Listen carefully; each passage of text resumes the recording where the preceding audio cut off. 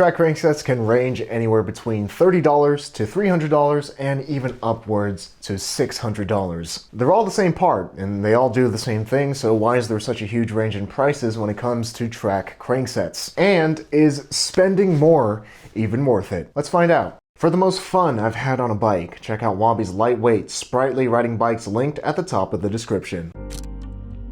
What's up, I'm Zach Gallardo. Life is short, but don't make it shorter, so ride your bike every day to be reasonably dangerous. And subscribe for more fixed gear videos just like this one every Thursday and Saturday at 6 p.m. Pacific. Also, feel free to check out the cranksets that we'll be talking about in this video, linked in the description at any point during this video. Let's take a look at the pros and cons of cranksets at $30, $300, and even beyond. First, with the cheap $30-ish cranksets, you're looking to get something like a Lasco crankset, the Origin 8 Pro Wheel, or anything that comes on those entry-level fixed gear bikes. Firstly, with the obvious pro, these cranksets are affordable. You're not spending the equivalent of an entry-level bike on one component. Although they're very affordable, they are also very functional. They're reliable and will get you from point A to point B just fine. And most, if not all, these cranksets will be square taper. And square taper bottom brackets are the tried and true bottom bracket system. They're very reliable, they're the most popular, and if you ever need a replacement bottom bracket, you should be able to find one pretty easily for a reasonable price. With that said though, you do have a very limited selection. All of these cranksets are going to be square taper, and they're all going to have very similar, non-offensive, but plain styling. The finish on these cranks tend to fade and damage pretty easily as well. Black budget cranksets tend to turn a brownish tint after enough exposure to the sun, whereas silver cranksets tend to scratch pretty easily at this price. And if you get color anodization,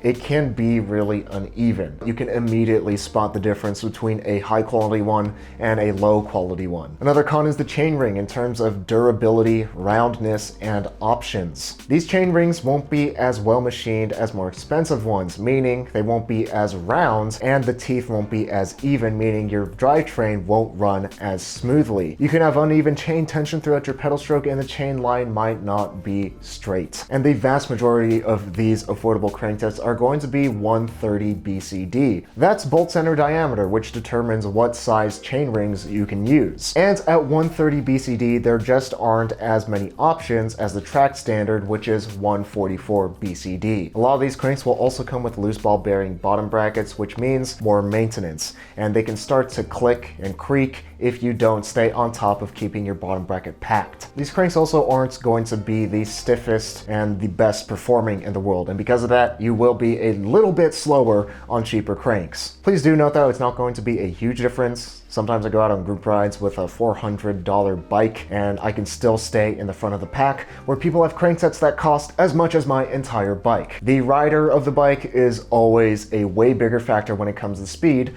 than the bike itself. With that said though, these cranks do have a subjectively worse ride quality. If you know what you like about your bike parts, it's not going to feel nearly as good to ride on as more expensive cranks. With these cheap cranks, it can feel like the bike is resisting the pedal stroke and that you have to work a lot harder to keep up at the same speed. And like with anything else at a lower price point, the quality control is going to be more varied. Some cranksets of the same model are going to be better than others in terms of chainline, durability, and finishes, and you don't have a say in which one you get. Although it sounds like there's a lot more cons for those affordable cranksets, they are right for the right people. But what exactly do you get when you spend 10 times as much on a $300 crankset? And when I say $300, this includes the crank arms, the bottom bracket, and the chain ring. At this price are cranks like the Sugino 75s, Dura-Ace 7600s, SRAM Omniums with an upgraded bottom bracket, or the Mike Advanced and Piston cranksets. First, with the pros, obviously, these cranks are going to perform better. They'll be stiffer, they'll give you better power transfer, and you'll be able to go faster with these cranks compared to something more affordable. Personally, for me, stiffer cranksets are more enjoyable to ride. And a stiff crankset can make the difference in ride quality between a bike that feels like pedaling a pile of mashed potatoes or pedaling a bike that feels like a rocket ship. And of course, when you spend more, you're going to have more choice. You can choose between any style that you want that will best suit your build, anything from the classic looking Sugino 75s to the more modern looking SRAM Omnium. At this price, there's also different bottom bracket systems that you can choose from. This arguably affects the performance of the crankset a little bit, but if you're just riding your fixed gear on the street, you're not going to notice biggest difference between your square taper NJS bottom bracket or a direct outboard bearing bottom bracket like on the SRAM Omniums. These cranks are also 144 BCD, which means you can use track standard chain rings. There's more choice for chain rings in terms of style and price to performance ratio, and since a lot of fixed gear enthusiasts use 144 BCD, there's a lot more options on the used market, making it easier to snag yourself a pretty good deal on chain rings. These chain rings are also machined out of more durable aluminum. They have better machining, meaning the teeth profiles are more consistent, and they're rounder so you can have an even chain tension throughout your pedal stroke so you can perform at your best. And these cranksets will be more durable. The finishes won't damage or fade as easily, and all the parts, the bottom bracket, chain ring, and crank arms, won't have to be replaced as often. And of course, a big reason for getting a more expensive crankset is the pedigree,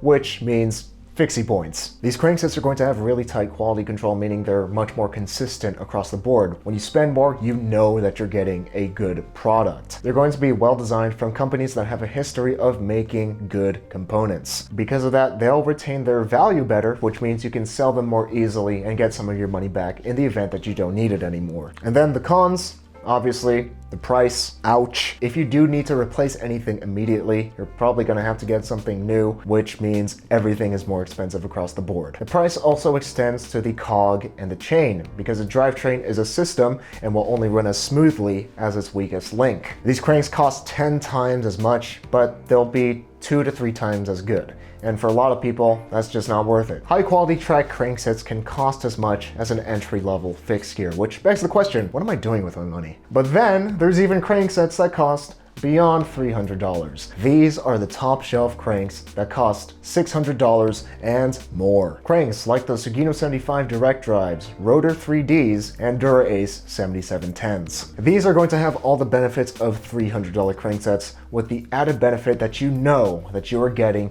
the absolute best performance. If you're trying to win a gold medal, you're going to need as much advantage as you can get. And these cranksets provide that. Yes, they're stiff and durable and will perform way more than well enough for just daily knocking about town. It will only be a marginal difference between a $300 crankset at twice the price. But if you're not a high-level track racer and you still want one of these cranksets, they let you flex on all of your fixie friends while also telegraphing how irresponsible you are with money. So which price range of cranksets is the best? That really depends on who you are and what you're looking for from your bike. Those cheap $30 to $60-ish cranksets are for people who are really price sensitive. If you're on a tight budget and you just need or you want a bike, these cranksets will do the job just fine. $300 high quality track cranksets are for people who are competitive or semi-competitive, because these cranks are stiffer and will give a slight performance advantage. They're also for fixed gear enthusiasts who appreciate the finer finishes on the components, the history behind the cranks, and the nicer ride quality for when we spend all that time in the saddle. And then the insanely expensive $600 track cranksets are for top level racers. Unless you have the potential to win thousands of dollars from an upcoming race and every single advantage counts, these cranks will be way overkill. So where's the sweet spot for price to performance then? It's actually between $150 and $200. Andel's cranksets in my eyes give the best price to performance ratio. You can check out my full review of the Andel standard track crankset by clicking the card above, and I firmly believe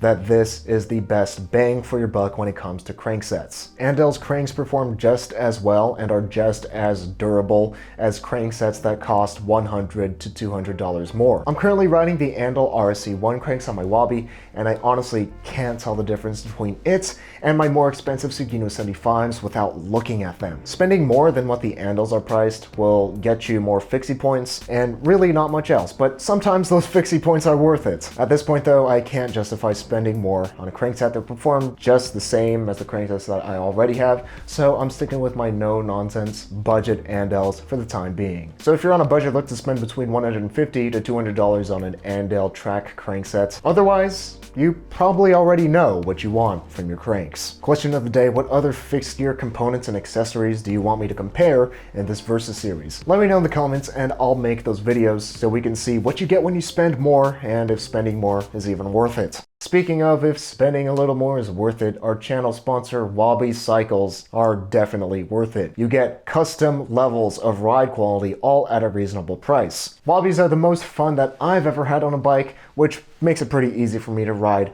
my Wabi Special as my daily bike. I finally chose a name.